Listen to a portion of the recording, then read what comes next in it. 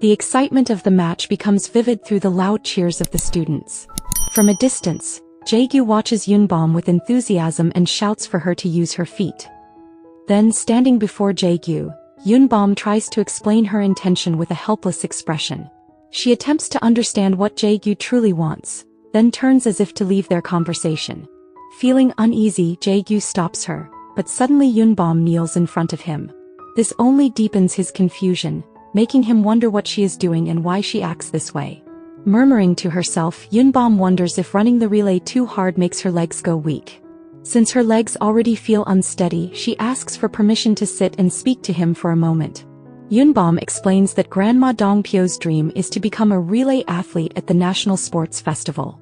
She says that the 12-year-old child who once dreams of hanging a medal around his neck, after enduring the harsh trials of life, now cannot run freely anymore, even with artificial joints. The emotional atmosphere stirs Jae-gyu's compassion as Yunbom continues, asking whether he does not wish to place that medal around the child's neck even now. She pleads with him not to let the 70-year dream of Madame Yongbok he be destroyed so easily.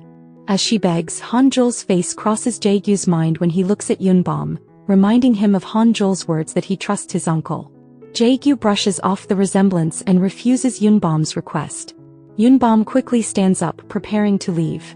Though slightly irritated, she reminds Jae-gyu that this is truly final and, as a last request, asks for permission to say just one more thing before she goes.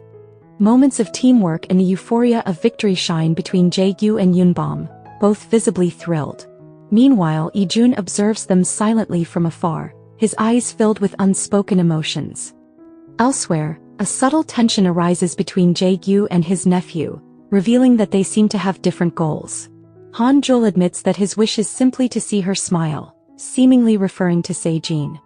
Jae-gyu, however, holds a similar desire, one that appears to be meant for Yunbom. At one point, a woman secretly watches from behind the fence of Jae-gyu's house. It turns out that a woman from Jae-gyu's past comes looking for him, leaving us to wonder whether she might be Hanjul's biological mother. Jae-gyu feels deeply satisfied as the house for Bomb-sik is finally completed. However, the atmosphere suddenly shifts when Yunbom unexpectedly says, "I love you," leaving us unsure whether her words are meant for Jae-gyu or maybe for Bomb-sik. Even so, the days Yunbom spends with Jae-gyu greatly influence her emotions, gradually brightening her mood, which initially appears gloomy during her time there.